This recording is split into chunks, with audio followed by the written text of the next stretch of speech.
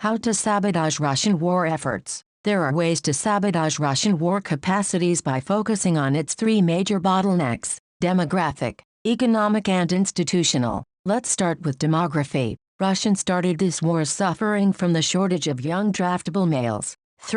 That's a very underrated fact. Many argue that the demographic pressure of growing population, Africa, Middle East increases a risk of war evolution, but Russia doesn't have this pressure. Compare its demographic pyramid with Syria. Russia's quickly depopulating. It grew old. In fact, Russian-Ukrainian war is maybe the first major war between two quickly depopulating nations. For this reason it can't be directly compared to Iran, Iraq or other conventional wars between relatively big but young powers. Russia, Ukraine are both old, few youngsters there. Russian performance in this war will be different from the past. Yes, before World War II Russia would fight real wars all the time, but back then Russia was younger. Its demographic pyramid of 1927 looks more like Syria than like modern Russia. Today an average age in Russia 40 years. In 1914, in the age of huge families and no family planning, it was 16 years old. Russia was a country of adolescence much like Black Africa is today. This demographic pressure might explain excesses of revolution and civil war of 1917 to 1921.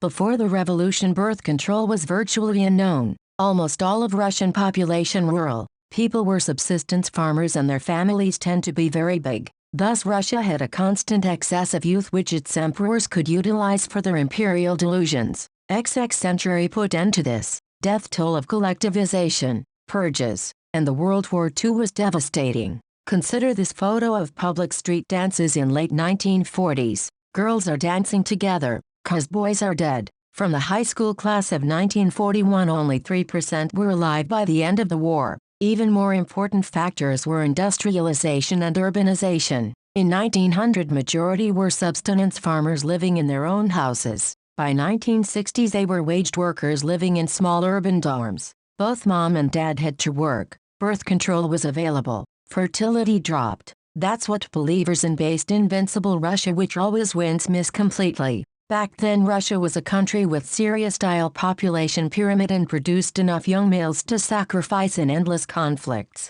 Young men were not a bottleneck.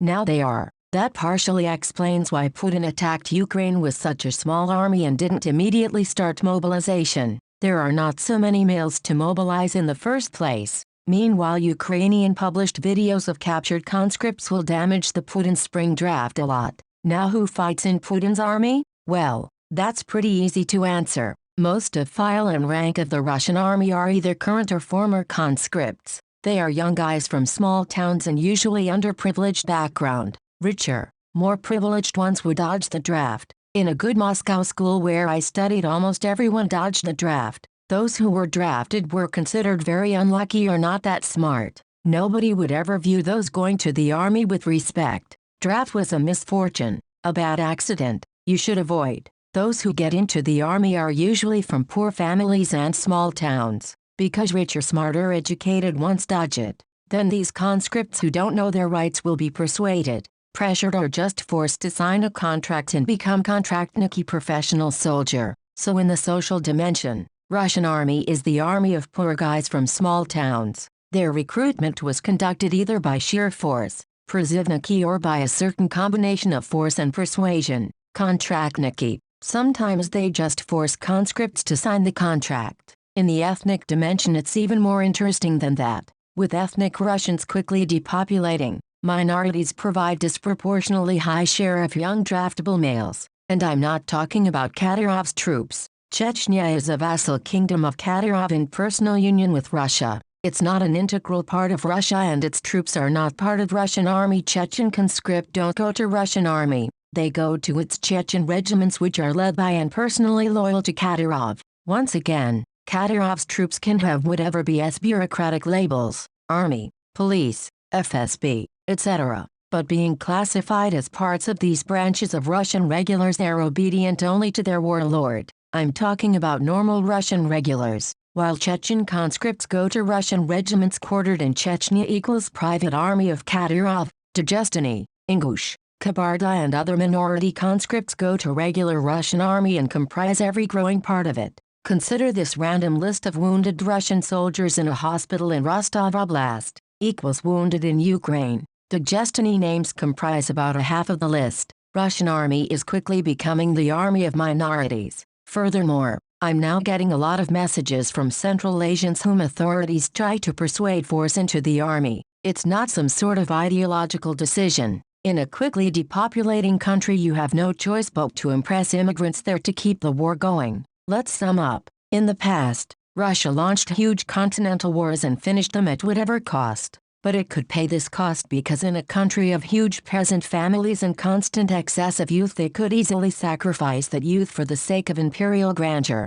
Now Russia is a low-fertility depopulating country which accidentally started a major war. It didn't plan a war. It planned a nice and easy occupation. Much of early Russian losses are explained by Russian columns simply entering into the cities and being immediately destroyed. Unlike any major war Russia launched before, now it will have to proceed with a shortage of youth. Young males are a major bottleneck now. That's why Russian regular army is much less Russian than in any previous epochs in 16th century. It's an army of minorities and provincial poor. Hence policy recommendation: open the green corridor. Many Russian soldiers would actively look for the ways out, but they don't want to sit in Ukrainian prisons, which happens if they just surrender. So, open the corridor abroad to any poor warm country. Tourist industry of Turkey, Egypt, etc. is now suffering for the lack of Russian tourists. Thus, 1. Rent cheap hostels, cheap hotels, whatever. 2. Ship there those who surrendered till the end of the war.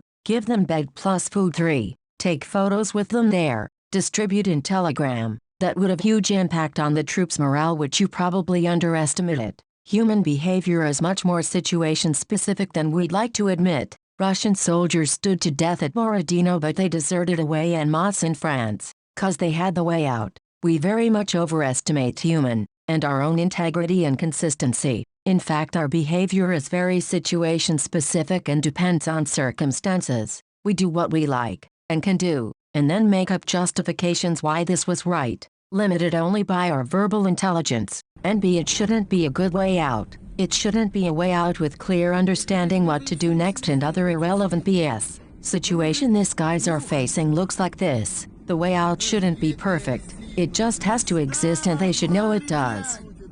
Сука, со всеми так будет. Вот так именно будет, со всеми, блядь. Хуй кто живые останется, уёбки. Да, бронирование, блядь. Броня, хуйня всякая, блядь. Это чисто брошенный, блядь, да?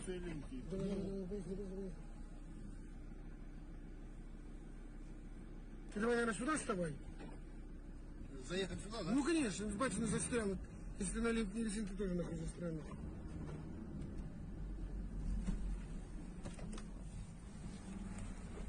Все, вставай.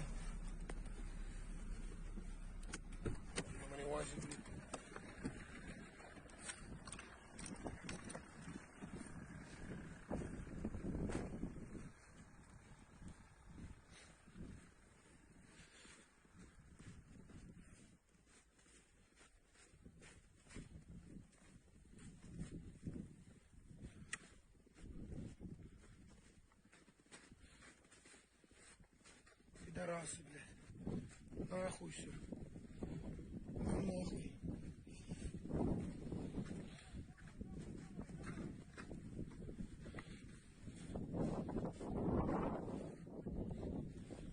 Что, дружочек? Приехал сюда, да? Полежи чуть-чуть. Красавец, да?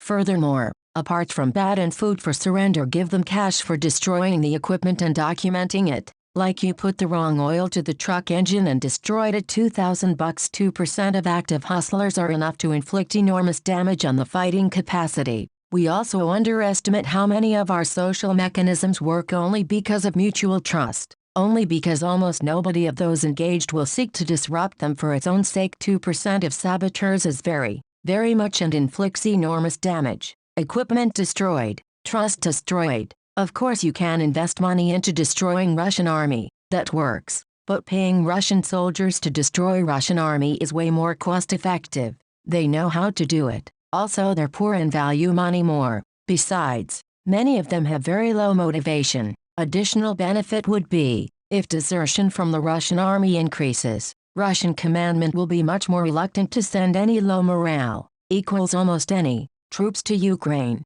If you know significant number defect to the enemy, you vet them harder and recruit less soldiers. Many imagine Russian army being proud, exhilarated and very well respected. Not quite. Russian army has no respect at all. Just look how this TV host yells on a veteran who suggests making a minute of silence for our boys in Ukraine. То, что здесь многие люди с боевым опытом и через Афганистан прошли, и через чеченскую кампанию прошли, и через Донбасс. Там реально наши ребята, и донецкие, и луганские, и наши силы спецопераций гибнут сейчас. И наша страна, она... Не-не-не-не-не!